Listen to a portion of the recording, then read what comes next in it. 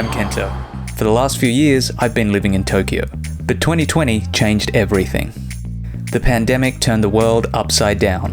In Tokyo, we had more freedoms than a lot of other countries, but we still felt the effects. In a city of almost 14 million people, I still felt isolated and depressed. So I packed up my life and moved to Enoshima.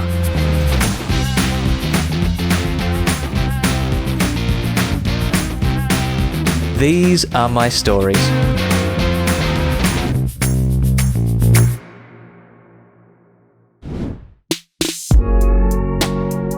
Welcome back to Enoshima. The Olympics are over and the summertime vibes are coming to an end. It's been a wet and windy few weeks in Shonan. There's been several typhoons, which has made the weather very typhoony. On today's episode, we'll get out of the rain as I chat with my friend Bridget about her life in Japan, joining a dance group, and her Dirty 30s lingerie shoot.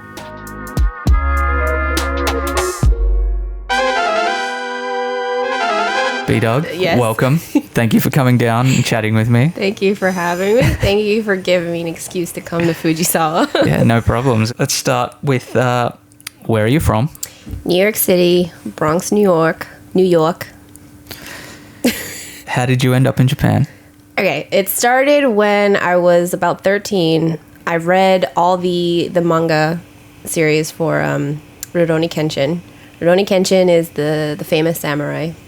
And then because of Rurouni Kenshin, I started doing kendo, and because I started doing kendo, I started learning the Japanese language in high school and then in college. And then like every summer I would go to Japan either for like kendo or for just studying abroad or just for holiday. So like by the time I graduated college, I always knew I wanted to live abroad.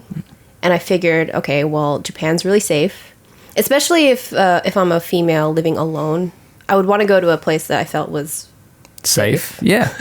So Japan seemed like the best bet. And also I already knew the language. I already kind of made friends here.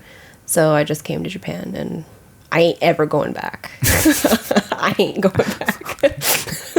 I'm staying here for good.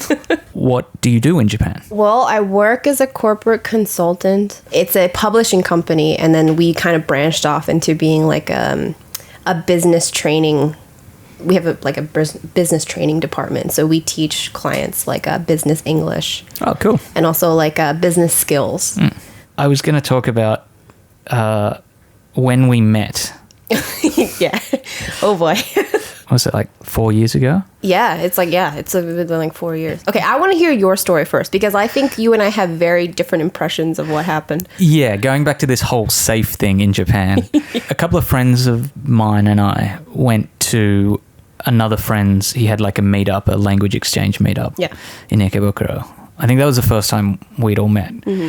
And we'd rocked up a little bit late, and then we're at the front, and you'd rocked up at the same time, and our buddy Toru introduced us and said, hey, this is Bridget, she's from New York. And you had your headphones in, you were very like focused, like staying away from people sort of thing. That is not okay. I'll let you finish. The interesting thing about that night of us meeting was sort of at the end when we were all leaving. The weird thing was you were having this conversation with this guy and we thought you like knew each other, or we just went, it was a really weird conversation. And like he professed his love to you on the spot. Is that different to your story? Yes, it is very different. I feel terrible. That's the first impression that you had of me. So like when I started doing the meetup, I had like just come to Japan. It was only a few months. So I still wasn't used to like the area. Right.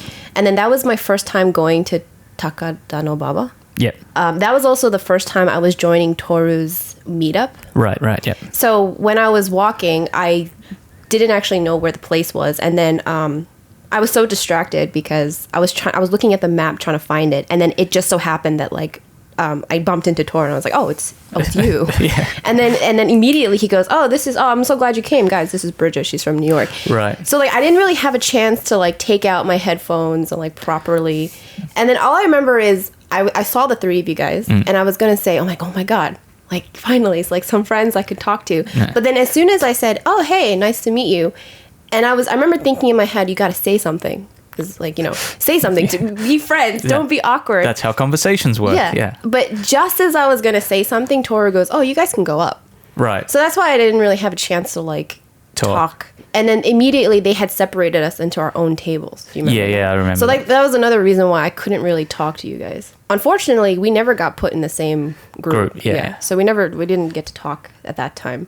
But that guy was when we rotated, he was in the group that I was in. Right. And that was the end of the meetup. Right.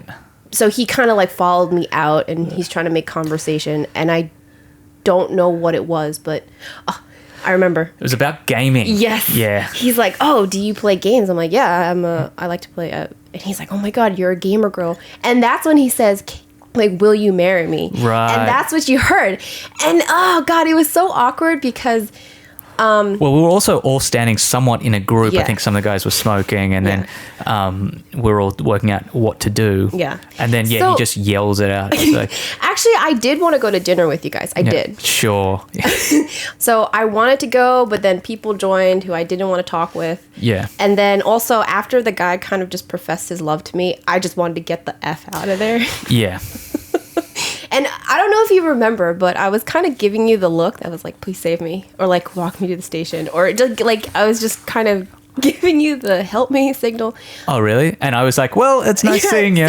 We're going to dinner now. Like, no, please. But actually Tomo was a good sport, and I think he knew I was uncomfortable, so he walked me to the station. Oh, cool. Yeah, it was a good sport. You've taken up dancing. What styles do you do? But I started with Zumba, and then I realized like I needed something a little more. So I started bachata and then reggaeton. Actually, it was the other reggaeton and then bachata. And then recently I started dancing afrobeats. You are part of a dance group now, right? Yeah. Did you start the dance group? No. So first I just started taking the reggaeton classes. Right. And then my teachers were like, why don't you try bachata? Right. And then I feel really bad because at first I was like, I'm not interested in bachata. And I said it in front of my teacher. Right. And she's like, it's fine. Don't worry. But she was probably insulted. Yeah. But then I started going to the classes early, and I would see bachata finishing up. Right. So it was like bachata and then reggaeton. Mm-hmm. And I would go early and I would see bachata finishing up, and I started to realize like, oh, actually bachata is pretty cool. You're like, what's that dance? Yeah, like maybe I should try it. Why not? Yeah. So I started doing bachata and reggaeton, and then they kept telling me like, oh, you should come to our Sunday practice. But Sunday was listed as like ladies team practice. Right. So I was like, I'm not a dancer. So like, do I have to audition? And they're like, no, you just come. I was like, oh shit. Yeah. Like I want to, fine, let me do it. And actually during that time when I started dancing, I was in like a really low place. Right. Like my confidence and self-esteem level was like non-existent. So I figured like I had nothing else to do. I might as well join this dance team. And that's it. So I joined the Latin style ladies dance team. And that's what it's called? Yeah, Latin style. Since you've joined this dance team, was it Latin style women's dance team? Ladies team, yep. Sorry, ladies team. You guys have competed. And how was that? Yeah, that was a stressful day for me because I had just flown in from America. So the day I arrived, I had to go straight to the competition. Wow. Yeah, and I was jet lagged and tired, and I was carrying this big ass suitcase. Is it like 11 or 14 hours flight? Like, I think it's like 13 hours there and 12 hours back. Ugh. But yeah, it was a great time. That was the first competition that I was in, and we got third place. That's pretty impressive. Yeah. We do have our first major competition coming next year in February. Like, we are going to Colombia. Wow. With like the best of the best. It's all scary. I'm a little scared. When you joined this dance team, I went to see one of your first events that you were in. Your first event. Yeah, my debut in the dance team. Yeah, which was a very funny situation to me because you asked me to come and take some shots, but I'd never been to an event like that where at least 50% of the people were creepy old men just wanting to take photos of you. Yeah, every single event we go to, they're there.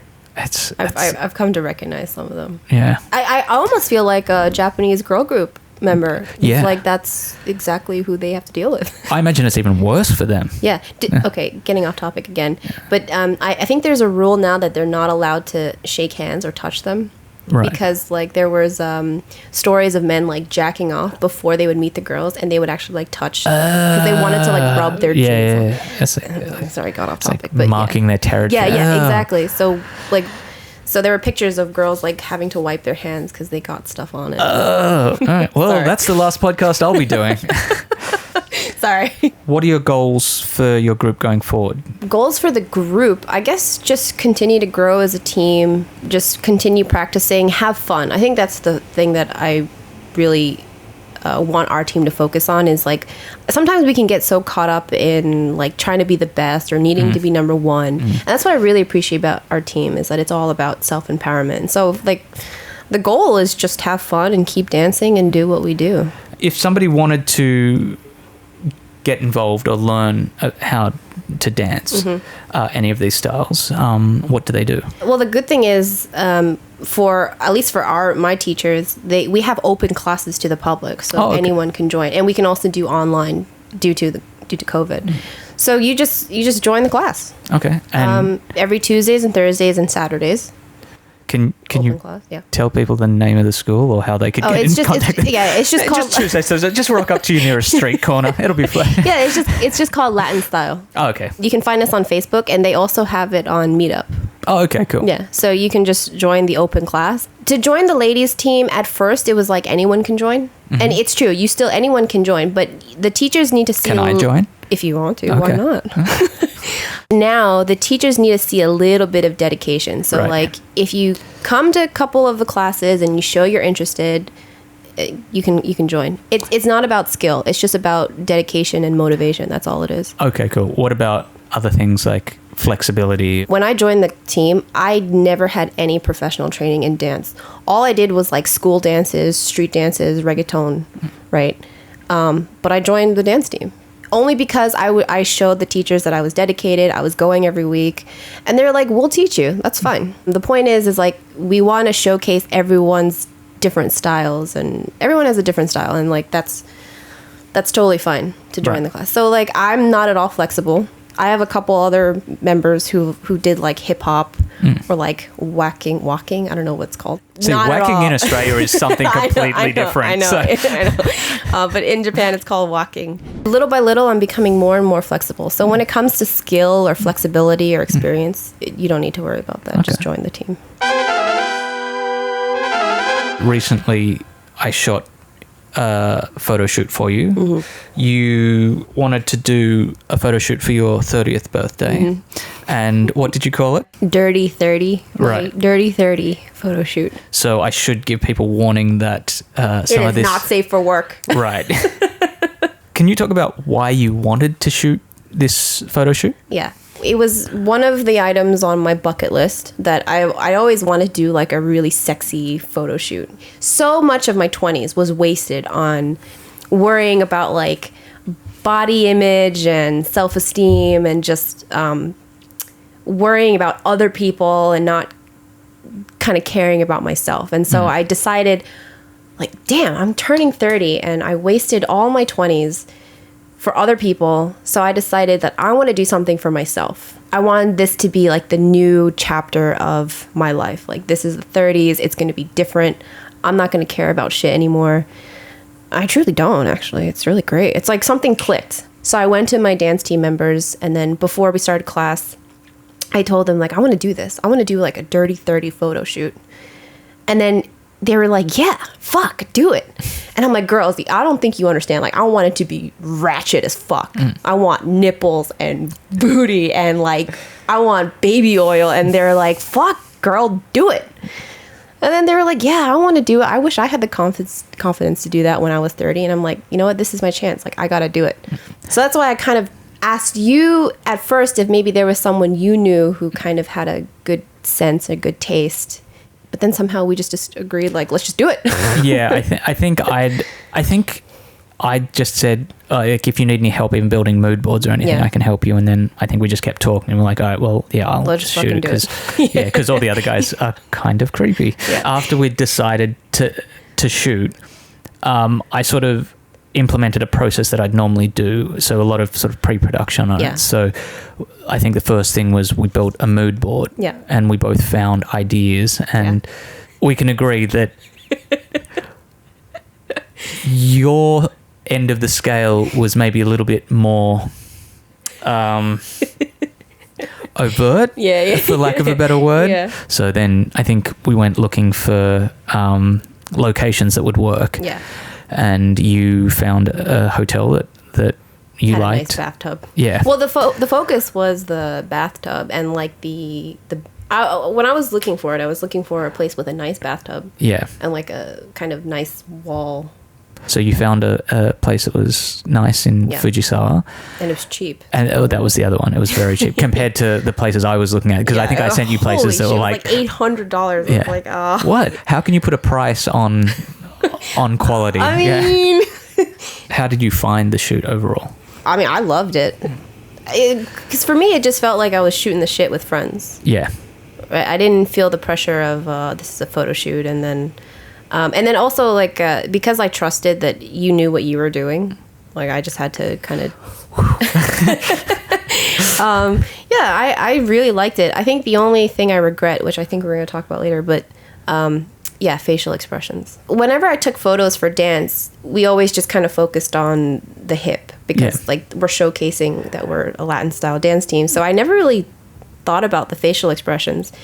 But lately, my teacher has been saying, okay, we're going to go to the competition, and it's not just about dance, but also your facial expressions. Yeah, I think that's a huge one. Yeah, so facial expressions are my weak point. And so definitely during the photo shoot, like I don't have a mirror, so I couldn't see what my face looks like. So even though I think I'm doing something, you guys see something completely different. Yeah. I think a lot of people have this idea that like shooting lingerie is like this really sexy sort of environment. It is not sexy. It's not sexy at all. The pictures are great, but the experience was not sexy. Well, like when we were doing the shower scene, like I couldn't breathe because the water kept going up. Yeah, your eyelashes came off. Yeah. What interesting things did you find about shooting? I think I was mostly just impressed with myself. I've shot with you like maybe three times I think. Yeah. And like from the first time to now. Oh, huge difference. Yeah. And I kind of didn't realize that until that moment when she told me, like, you made it look so easy. But I think that's also part of your emotional journey of building confidence. Yeah. I mean, I think that was the big thing I noticed was that from the first time we shot, you were really low on confidence. I think just in life. Yeah. To this time, you felt a lot stronger. Hell yeah. Personally. Hell yeah. Totally different, which is why, like, this is why this photo shoot was so special to me. Because it's like, it's a new chapter. Fuck the 20s. Fuck all those people who, like, put me down when I was in my 20s. And then it was just so much fun because, like, I was with, like, two of my best friends. So let's look at some photos, and I'm going to ask you some questions about each photo. Okay. So this is one of my favorite shots. Yeah, I love it. You made my boobs look really big. I'm really happy about it. Sorry to make things awkward, but yeah. I love the pose in this shot. I love it too. I remember it was really awkward though, because you were like, arch your back. Yeah. More. Yeah. More. Are you arching? Yeah, I love it. It's a great photo. I get a lot of compliments on this one too. I think I just used a single light on most of the shots. This one definitely I wanted it softer, so I wanted that umbrella to sort of just light and feather off. I trusted you 1,000%. I know. That's a lot of percent. I knew you knew what you knew what you were doing. Right. Yeah. So yeah, I was just like, all right, just pose however he wants me to, and just do it. Woohoo! This is probably our favorite. Yeah, my favorite shot. This is probably the epitome of the unsexy shot. Yeah, it's so weird because like my legs were in pain. Yeah, back was in pain. My back was in pain. Your face was in pain. I don't know if we've got any video of you standing up after this, but no. Every time you stood up, you did a grandma crab walk. I think this was one of the shots that I said I wanted you in this position, which sort of was somewhere between the mood board and something I had in mind. But I also wanted the window in the background, so it was very symmetrical, and you were backlit by the window, and then I could light you from the front. I don't remember what I was thinking, but thank God you took that shot, because it's amazing. And this is the one that I get the most compliments on. Damn. Oh, okay, can I just say, you made my booty look so good. Oh yeah, I mean, but that was... Oh yeah. Yeah, but that was planned. As long as I've known you, you've said you want to accentuate your booty no matter what. This was probably one of the harder shots. One where it was at the end, we were all a bit tired. You know, your eyelashes were coming off. You couldn't breathe. I mean, I don't know why this is my problem, but I'd really pushed to find a nice bathroom when we were looking. And this one was pretty good, but it was smaller than we thought. Yeah. Trying to get the shots with that much reflective surface, getting the light in there somewhere where it doesn't show up in shot and it lights you well was actually really difficult for me. Yeah. But I think this worked really well. I think the way it lit your shoulder and your old assets. behind. Yeah. I mean, I saw it and I was like, oh my God, damn. And the reflection in the mirror was one of the big ones that I wanted for this section. Yeah. That when we saw this, we're like, all right, I'm going to try and shoot this specific shot. Yeah. Were you happy with the results? Of course. Yeah, hell yeah, I am. People thought I was people thought I was going to quit my job and start OnlyFans. Like, is there anything that you would have done differently? Probably just, I don't know, I guess practice facial expressions more. But I think, honestly, I think that just comes with time. Yeah. I wanted to talk about being safe if you're going to shoot these styles of shots. And a couple of things that I was thinking about when we were doing this is, you know, having a friend there, like, is a very helpful thing for the model. But also, you know, as a photographer, you can bring a friend as well. Did that help you? Actually, I wasn't the one who invited her. She kind of invited herself. So again, like I told, like, okay, like trusting your photographer, I trusted you 100%. Yeah. So like even with Akane, if Akane wasn't there, like I know I would have been just fine. But I think Akane being there was, but in general, like having a third person there was good. Another thing I wanted to suggest for people that are thinking about maybe doing lingerie is that you should always look at the photographer's work first. Of course. It gives you an indication of what style of work they do, because even if they are a good photographer, the style of photography they may shoot is not the style of photography that you want. For me, finally, it was don't do anything that you're not comfortable doing. You're the client, you're in charge. You should never feel pressured into shooting anything you don't want to do, or even just being in a situation that you don't want to be in. Yeah. Would there be anything you would want to add about safety for people? No, I just agree with you 100%. Definitely bring a friend, or at least let a friend know what you're doing. Location, time, place, whatever. Yeah. And again, like, stop feeling like you have to do what the photographer says, or, you know, like, again, like you said, like the client is the one in charge, the client drives the bus. Yeah. So drive the bus. Yeah. Any other final words you wanted to say? Yeah, come to Japan when COVID's finished. It's a great country, very safe. I don't know why I hesitated there. It's very safe. If you want to dance, go dance. Fuck it. Life's too short. And if you want to take sexy lingerie photos, then fuck it. Do it. And you've got a good photographer here who can do it. Well, thank you so much for coming in and having a chat. You are so welcome. Grace you with my presence. Thanks for having me. Just got here. But I'm striving every day to be better than the day before.